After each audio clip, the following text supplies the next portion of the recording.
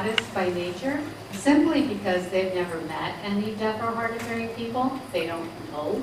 And so they just assume that people who are deaf or hard of hearing want to be hearing. But I do not believe that in our profession, whether we are teachers of the deaf, which is what I am, whether we are speech language pathologists or audiologists, that there is any place for autism in our field. So my methodology was this. I studied audiology students, and I wanted to study audiologists because audiologists are the first professionals that parents of deaf and hard of hearing children meet. So what they say has a strong influence on people, and Mallory has said that too, that people tend to believe what audiologists say. And so the data I used was the deafness to attitude scale, or attitudes to deafness scale, which is pretty old. And so I did revise some of the questions on the attitudes to deafness scale with the permission of the original author. I interviewed 6 of the students, and I used some archival data, which were readings from the deaf culture class that the students were taking. And my conceptual frameworks were the systems theory, educational system, through the lens of cultural disability theory. Like I said, my slides are kind of boring. They're black and white. That this was a research study. My findings on the attitudes to deafness scale, the scores range from 22 to 132. And a score below 77 indicated that the student had a medical point of view towards people who are deaf or hard of hearing. A score above 78 showed that they had a social cultural point of view towards people who are deaf or hard of hearing. And I was actually surprised, pleasantly surprised, to find out that most audiologists actually scored in the social cultural range. Only one student scored in the range that was lower than that. And that student didn't provide me with an email address, so I couldn't even contact the person. So the participants I had were these people who they're not their real names, and I gave them all gender-neutral names because I didn't want you to know whether they were males or females, and I hope I don't slip up and say he or she as I go through this. On my interview analysis, I had 3 coders, and it was actually the deaf person who was on my dissertation committee who said, you know, you have a really strong bias, which I did. And so you need to have 2 other people read these interviews with you, and people who have very different points of view to see how if you all come up with common themes. So I had I had a hearing clinical audiologist, and then I had a deaf person, an EDD student who actually was Julie Rems-Mario, and I asked her permission to use her name. I did both a within-case analysis of the studies. In other words, I looked at each individual student who I interviewed, and then I did a cross-case analysis where I looked at all of the interviews and I looked for themes that were jumping out from the interviews that they gave. So David, I've turned my things upside down. Here we go. What I found with the within-case analysis is even though all of the students scored in the social cultural range on the attitudes to deafness scale, every student displayed a very strong mixture of medical views and social cultural views. And it made no difference how much sign language they had studied. They all just had these very mixed points of view.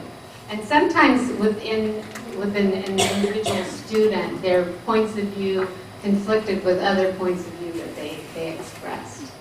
Their vocabulary tended to be very medical because they were in a medical field, or at least they viewed that from the health side.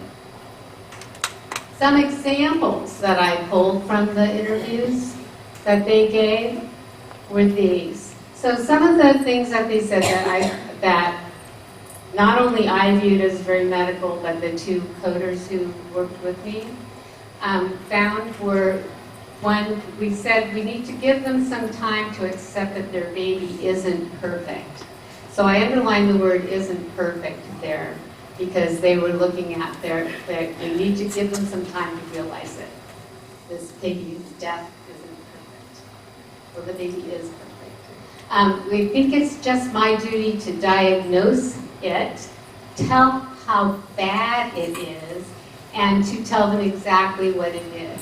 So they're viewing being deaf or hard of hearing as being very bad. So that's why I'm going the word bad here. Another thing they said was me as a normal human being. I am a normal human being. So if a hearing person views themselves as a normal person, they're therefore seeing the person who's deaf or hard of hearing as abnormal. No parent wants to be told that something bad is going to happen when that's not necessarily going to be the case. And that was in response to a question I asked was, if a child had maybe mild or moderate hearing levels, would you inform the parent that those levels, hearing levels, might become severe or profound with time? They said absolutely not, because no parent wants to be told that something bad is going to happen, and that's not necessarily going to be the case. On the other hand, some of the things they said were very cultural. For example, one person said, I can be part of that patient's journey. They viewed this as a journey. They said they can give kids both languages. You know, you're technically raising a bilingual child. One person said that. One person said, when asked where deaf children should go to school, said they might feel more comfortable at a deaf school just because they may be the only one or one of few at a typical school. And one person said, when asked, they were talking about the effects of auditory deprivation and how they needed to be able to hear so they could acquire spoken language. When asked, do you think that's the same when they're acquiring sign language? They said, after a moment's reflection, they sat back, that person sat back and said, I feel like the critical period is equally as important for either one, whether it's sign language or spoken language. So those were examples of things that they said that were from the cultural point of view. In the cross-case analysis, these are the things that jumped out to me and to the other coders, was that the students tended to use very medical and very honest terminology, such as normal, such as not perfect, such as they used the term communication options rather than the term language opportunities. There were lots of different things. However, they tended to have a very social cultural view of the successful deaf or hard of hearing child or successful deaf or hard of hearing adult. They viewed people who were deaf or hard of hearing as leading very typical lives, having jobs, going through the activities of daily living, raising children, whatever, driving cars. However, they viewed they definitely separated deaf children from hard of hearing children. That was brought up in Michelle's speech this morning. They saw a very distinct difference between people who were deaf and people who were hard of hearing, and they viewed that, they said, functionally, so that people who were deaf were people who could not hear well enough to acquire spoken language, and people who were hard of hearing were people who could hear well enough to acquire spoken language. Although I don't know how you would know that for a child who's just born, for a newborn baby. And this was actually a huge surprise to me. They talked a lot about options, but they talked about those options as only for deaf children. They did not talk about options for children who they deemed to be hard of hearing. And so children who were hard of hearing were expected to be prescribed hearing aids or given a cochlear implant, and then to acquire spoken language and blend into the hearing society. They did not see any other option for those children who they deemed to be hard of hearing. Um, the options that they saw for deaf children were in, I think it was Julie's term, was this or that. They saw it as a this or that kind of option. You either have to choose this or that, and they talked about them in terms of routes. They said you can choose the technology route or the ASL route, which was a huge shocker to me for a couple reasons. One, I don't see the technology and ASL as being opposites. I see them, I mean, technology is a thing and ASL is a language, so I didn't quite see why they were seeing those as different, as opposites, but I also don't see those things as being mutually exclusive. I think you can choose a hearing aid and also choose ASL. There was some openness to bilingualism, especially with one of the people that I interviewed was very open to the notion of bilingualism. They talked about a critical period for listening and spoken language development and talked a great deal about the negative effects of auditory deprivation, and that's the topic that we are discussing here today. They talked a lot about that. There was no mention of language deprivation. They never mentioned that. They talked a lot about isolation, though, of people, both children who are born deaf or hard of hearing and of people who later become deaf or hard of hearing, either through age, through injury, through illness, whatever. They talked about deaf culture. When I asked them about deaf culture, they said deaf culture is great, but they viewed it as very discriminatory. They saw it as, people who are deaf, who are capital D deaf. They talked a lot about capital D deaf versus lower D deaf, and that people who are capital D deaf don't like people who are who have cochlear implants or who wear hearing aids or who can speak or oral deaf. And they talked a lot about technology, and they saw this for adults as a very much a personal decision.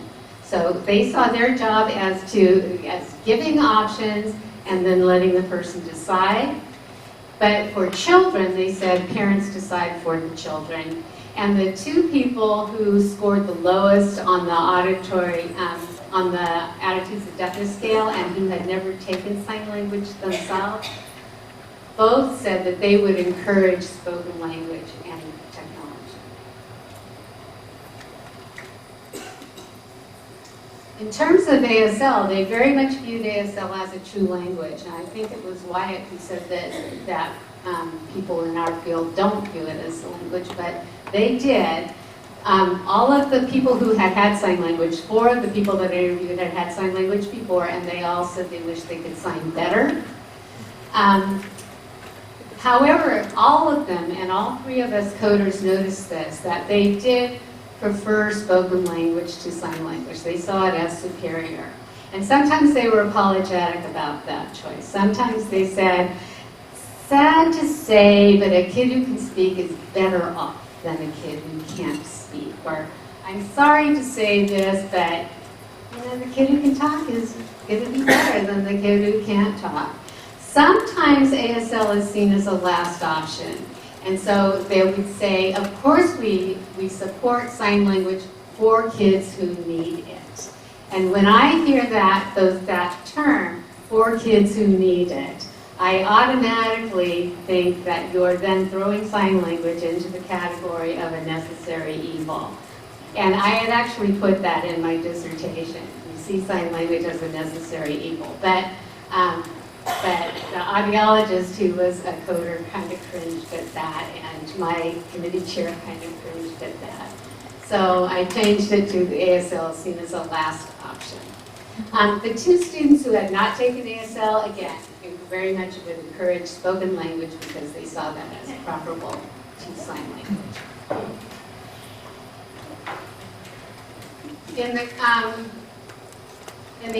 Their beliefs about their attitudes, about their role in the deaf education system, and this just kind of jumped out of the interviews. This was not an original question. They saw themselves as part of a medical team. And they saw their role as telling parents about their options. You know, you can choose the technology route or you can choose the ASL route. And they saw this as a one-time deal. They were going to tell the parents about their routes they could choose, and then they would pick the route they chose, and then they would go on from there. The two students, again, who scored the lowest were very much in favor of spoken language. They never mentioned that they would make a referral to a deaf adult or to a deaf mentor or a deaf coach. And when I asked them, because they never mentioned it, I asked them, their views were very mixed. So like one person said, that's a great idea. I never thought of that. That's the best idea yet. Whereas another person said, absolutely not. I would not refer them to a deaf adult. I would make that decision about when they are ready to meet a deaf adult. And did not see a collaborative role for themselves with the deaf people. The role of the teacher of the deaf, they had almost no knowledge about what happens to deaf children when they go to school. Only two of the audiologists that they would refer to school, and they did not see any role for themselves within the educational system. I hit the wrong button. So my recommendations for them were, number one, words have power. When you talk to parents of deaf kids, the things that you say to parents and the words that you choose to use are very, very powerful. So choose positive words when you're talking about their deaf children. Focus on the negative impact of language deprivation, not only of auditory deprivation, and how SB 210 can help pinpoint and prevent that language deprivation. Replace the term communication options with language opportunities, because I think as Marlon talked about the difference between communication and language. We want them to be providing children with language, and we want them to know that they can choose they can choose both. They can choose both spoken language and sign language. They don't have to choose one or the other. Provide all information about all language opportunities to parents of all deaf and hard of hearing children. Do not separate deaf and hard of hearing children and not present options or opportunities to those parents who have hard of hearing children. Adopt a more inclusive definition of deaf culture. Learn more sign language. They all said there aren't any opportunities for sign language here. And they actually lived in a very large city where there were tons of opportunities for them to learn sign language. Seek more involvement with the deaf and hard of hearing community. They all said they didn't know how to do that. And again, they lived in a large city with lots of deaf people. Collaborate with deaf adults and with teachers of the deaf as families go through the decision-making journey. It is not a one-time decision. And I think I'm done. So my question for you is, you discussed, and this is very similar to the question Mallory had, what changes could audiology programs make to ensure that children do not grow up